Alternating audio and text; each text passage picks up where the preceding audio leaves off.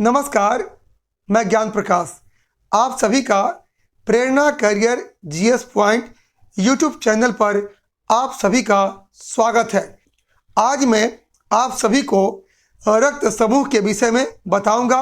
कितने रक्त समूह होते हैं, एंटीजन और एंटीबॉडी किन किन रक्त समूह में पाए जाते हैं, किन में नहीं पाए जाते हैं। ये टॉपिक आप सभी के परीक्षाओं के लिए बहुत ही महत्वपूर्ण है। यहाँ से हमेशा प्रश्न पूछे जाते रहे हैं। पिछले वीडियो में मैंने RH फैक्टर के विषय में जानकारी दी थी, तो आज मैं बताऊंगा रक्त समूह के विषय में। आप मेरे चैनल को अगर पहली बार देख रहे हैं, इसे सब्सक्राइब जरूर कर लेंगे, बेल आइकन को प्रेस कर लेंगे ताकि जो भी वीडियो अपलोड हो आप सभी को समय समय पर मिलते रहे। तो आइए मेरे साथ जानने ब्लड ग्रुप, एंटीजन और एंटीबॉडी के विषय में। आप मेरे चैनल पर अंत तक बने रहेंगे ताकि मैं एक एक तथ्य को समझा सकूं, याद करा सकूं।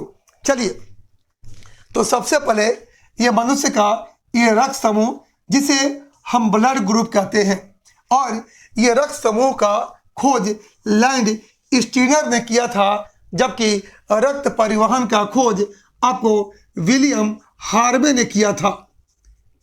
ये रक्त परिवहन का खोज ये विलियम हार्वे ने किया था, और ये रक्त समूह का खोज ये लैंड स्टीनर ने किया था। और लैंड स्टीनर को इसके लिए नोबेल पुरस्कार मिला था, और ये नोबेल पुरस्कार जो होता है ये स्वीडन देश द्वारा दिया जाता है। आपको अल्फ्रेड नोबेल के नाम पर और 6 क्षेत्रों में नोबेल पुरस्कार प्रदान किया जाता है। और लैंड स्टीनर को रक्त समूह की खोज के चलते उन्हें नोबेल पुरस्कार प्रदान किया गया। और ये रुधिर को एंटीजन या एंटीबॉडी प्रतिक्रिया के आधार पर 4 समूहों में बांटा गया है। रुधिर को एंटीजन और एंटीबॉडी ये प्रतिक्रिया के आधार पर ये 4 समूहों में बांटा गया है। तो रक्त समूह ए होता है, बी होता है, AB होता है और O होता है। रक्त समूह ए, बी, AB और O होता है। ये रक्त समूह जो O होता है इसको सर्वदाता कहते हैं, और रक्त समूह AB को हम सर्वग्राही कहते हैं। सर्वदाता यानी ये किसी को दे सकता है, सर्वग्राही ये किसी से ले सकता है। इसके बाद ये एंटीजन और एंटीबॉडी जो होते हैं ये प्रोटीन होते हैं। एंटीजन और एंटीबॉडी जो होते हैं ये आपको प्रोटीन होते हैं। अब आइए, ये RBC में पाई जाने वाली ग्लाइकोप्रोटीन को हम एंटीजन कहते हैं। एंटीजन किसे कहा जाता है? तो RBC में पाई जाने वाली ये ग्लाइकोप्रोटीन को ही एंटीजन कहा जाता है। और एंटीजन जो होते हैं ये 2 प्रकार के होते हैं, एंटीजन A और एंटीजन B। यानी कैपिटल A और कैपिटल B से एंटीजन को सूचित किया जाता है।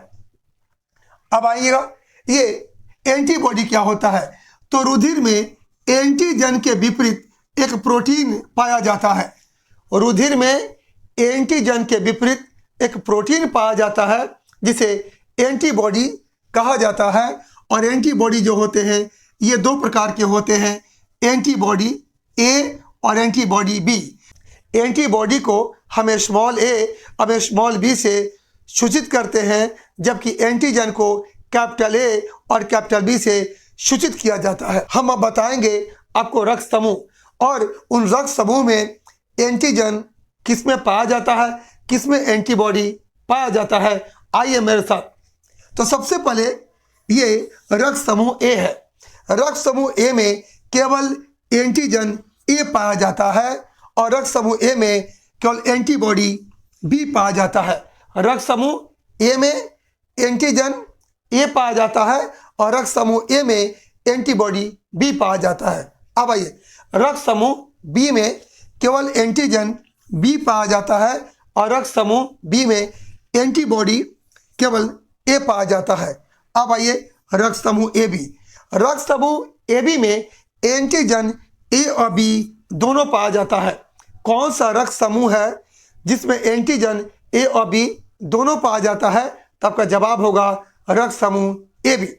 अब रक्त समूह AB में एंटीबॉडी अनुपस्थित होता है यानी नहीं पाया जाता है। अब आइए रक्त समूह ओ।